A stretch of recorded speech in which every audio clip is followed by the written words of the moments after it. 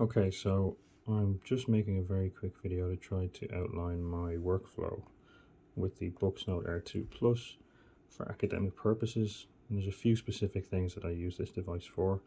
The first is reading and annotating research papers and keeping them synchronized with a OneDrive folder that's also linked to my Zotero database. The second thing is using OneNote to take meeting notes and other handwritten notes. And then the third main function is using Obsidian to take notes about research. And so they all have different tools or different approaches to them, and I thought I would just explain how they work in practice. So the first thing that I'm often interested in is the use of OneNote, and a couple of things to note here. First of all, I don't have a camera or a microphone, so apologies if this doesn't appear very well or sound very good. Second thing is this glare that I can see on the camera here and here doesn't exist in real life. It seems to be an artifact of the camera. Just to be clear, the screen that I'm looking at is completely matte and completely legible. The glare doesn't exist in real life. So OneNote often has a delay on Android when you're inputting with a pen device, except if you're, for example, Samsung, that have optimized their device for the Note series or the Z Fold series. But this device takes a slightly different approach to overcome the lag that sometimes happens with the pen. Hopefully it'll work now. Yes, okay, so if I scribble, you saw that the scribble that appeared on the screen happened instantly. So what that's doing is I'm writing directly onto the Boox layer, I guess you could call it. It's like it has a layer above OneNote that captures the input straight away, so there's no lag between me writing and what appears on the screen. And when I stop, it then takes stock, refreshes, and puts that into OneNote. But it's quite instant, so there's no delay in me being able to write again, for example. So I can write at normal speed, and when I take the pen away, it does update by passing that information to OneNote. And then if I touch it, it completely then sets itself and puts all of that information into OneNote. And while it seems convoluted as I'm explaining it, the whole process is quite seamless. So you can essentially just handwrite your notes here without any issue, without any lag, and it works very well. My handwriting is terrible, but you can see that it doesn't have any noticeable lag when I'm writing on the screen, and all I have to do when I finish however many sentences I want to write is just wait for it to update. So that's one of my main questions always when I get a device with a stylus is, will I be able to write in OneNote? Because that's how I manage most of my meeting notes. So I hope that explains how it works. It works really well, and I have no issues with it. With the exception being that I don't like the limitations of the Android app on OneNote, but that's the same with every device. And I've managed to overcome it through, for example, having bookmarks to different notebook sections. So within the same notebook, I have bookmarks on my home screen that take me to different sections of the notebook. So in case you're wondering, this is Nova Launcher. So I have Nova Launcher as the default launcher on my Note Air 2 Plus or whatever it's called. I don't need to root the device, it's just install the launcher and set it as default. And that means I can set up, for example, my most recent OneNote pages and links to different sections. And I find that's very useful. So the second function that I wanted to explain is the use of folder sync to synchronize my folder of PDFs. So when I'm researching on a particular topic, I'll download research papers in PDF format and I'll put them in a single folder that I have called papers, and that is usually it's currently in my OneDrive. I used to have it in Dropbox, and what I want is for those PDF files to always be available. So you might say, well, why don't I use the Dropbox or the OneDrive app for Android? And that's because the synchronization isn't direct, so it doesn't download the files directly to the device. Essentially, when you try to open them, it creates a new version of the file on the machine, whether it's your phone or tablet, and that doesn't work very well for my purposes, because what I want to do is be able to use the same version of the file and just annotate it, and then have the annotation sync back up to Dropbox or OneNote, and then when I go back to my computer to have that version there that I've been working with on my tablet. And so this app called Folder Sync, what it does is you can link particular folders in Dropbox or OneDrive or OneCloud or all of these different services, Google Drive and so on, and you tell it which folder you want to sync. You can set it up to sync manually or automatically, and essentially what it will do is it will download the files directly onto the Boox device, and also when you change them and you press sync or you have it automatically set to sync, it will upload the files that you've changed on the device. So it's a lot more like OneDrive or Dropbox is on your computer than the OneDrive or Dropbox apps are normally on Android. So for example, I have my Obsidian Vault here, and there's an ad on this app. Don't worry about that, we can just skip it. It's not too obnoxious, this. So, and all I'll do is set it for two-way sync. This is the folder that's on my Boox device. This is the folder, sorry, this is the folder that's on my OneDrive. This is the folder that's on the Boox device, and I've set it for two-way sync. So when I press sync, it will pull the latest files down from the cloud, and it will upload the files from my device that I've modified. So the same way sync would work. And you do have to sometimes set a bit of options to say, well, what do you want to do in the event of a conflict? Should you automatically erase files if you delete them on one device or the other? You can set different options for that depending on how you want to work. But for me, it works quite well.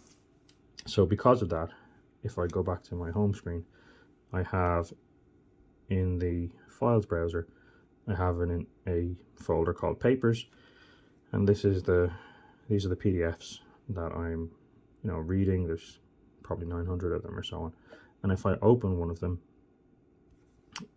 I can open it with a particular PDF viewer. Now I'm using Zodo, which is XODO at the moment, and the reason why that's useful is because it also works with the actual file on your device. Some PDF viewers like Adobe, depending on their settings, will create a new version of the file when you open it in the app, and you don't want to do that, because if you want to annotate the file and then have the annotated version be the same on your computer, for example, when you sync it, then you just want it to work with the file on your device. And so Zodo, XODO, seems to work well. Foxit also seems to work well. So this is zoomed in. If I zoom out again, this is what a PDF looks like on the device. If I press this, it zooms in. And again, just remember, this glare that you can see on the camera, it doesn't exist in real life. So the device is perfectly matte. It looks like a page to me. It's very easy to read. I can just select text and I can highlight it. And importantly, if I do, I'm not going to save this because I don't want to save this highlight, but if I save these highlights, they are, when I press sync on folder sync, or if I sync it automatically every hour or every time there's a change, then these annotations will show up on my computer, my desktop computer. And when I open the file in Zotero, for example, the annotations will also be visible there. So that's really important. For the other reason that I use this device is for Obsidian. So I'm going to go to Obsidian, and that will demonstrate another feature of this device that works quite well for me. So it's just opening and loading the plugins and so on.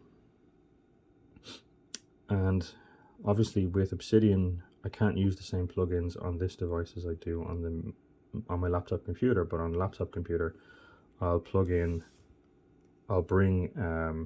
all the annotations of a particular research paper into a file. Lots of people do that, and that works quite well. So I can read and annotate it on this device. I sync it to OneDrive, and then I can have, through an Obsidian extension, I can have a summary of all the annotations that I've made in my Obsidian notebook.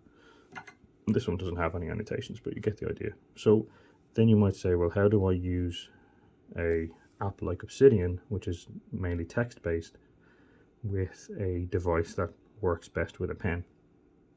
And I actually find it does work reasonably well, and I'll explain how. So if I take this page, for example, what you'll notice is one of the keyboard options is this pen input. It looks like a finger actually, and it has this space to write, and this handwriting recognition is actually really good. I find my handwriting is not great, and I don't try to make it better for the device. And I wrote this is really good, and you can see that it writes that quite well. So it's not the fastest way to input text, but you know, it's something about actually just writing your thoughts down works really well. So I sort of sometimes edit my Obsidian notes using this method. So I've covered OneNote, I've covered folder sync, I've covered Obsidian, and the other thing I would say is there are some third-party apps for your Zotero library, and the one, sorry, my camera's just moved, the one that I found to be most reliable, although there are limitations, is Zoo for Zotero. So thanks to the developer of that app for enabling it to work. So you might say, what have I found to be unreliable? So here's my library, and that works very well. Once you sync it the first time, it takes a little while, but it's fine. What I'm having an issue with is I can set in the settings my attachment to be in a local folder, which is again the folder on my device. What I'm finding is that when I try to open it, it takes a long time, and this app will freeze for a couple of minutes, and actually most of the time the PDF does open, but you know, I've had to wait for the app to freeze and unfreeze and so on, and it's probably just a little bit longer than I really want to wait. So I like having the library here, and I like the fact that it is up to date, and it helps me sort of maybe just look at what was the thing I added most recently and so on. But probably what I do then is I don't open it from here, which I probably would want to do because it takes too long or it might crash sometimes. I'll go back into my file, sorry, this menu's coming. I'll go back into my actual files app and I'll find the paper in there, and then I'll open it from there. So that's the only limitation.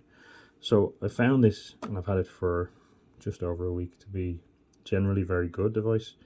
I had the first e-readers that I had, the first Kindle, the Sony PRS 505 in 2008, 2007, and so I'm well used to e-paper and what its limitations are. And so for me, the fast refresh modes that exist nowadays are way beyond what I had ever experienced before, and the ability to take notes are really, really good.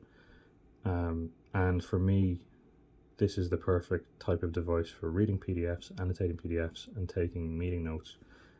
It might sound like overkill for just those functions, but if your job involves a lot of that, which mine does, then having a device that works really well doing that, and also with the battery life, I used this for the first week that I got it. It was at about 60% battery, and then by the end of the week it was at about 25% battery. So I used it for a week and it was only 40% battery drain. So for me, that's invaluable to be able to just have it on. And just to be clear, I don't have the most restrictive battery settings, so in fact I have it really loose to not turn off for a long time, so that I can just open it whenever I want, and it's mostly going to be turned on, and I find the battery is excellent. So for me, if you know what you want from an e-paper device, if you know what you want from this, and you recognize the limitations of what it can and can't do, I think it's an excellent device. I hope that's been useful.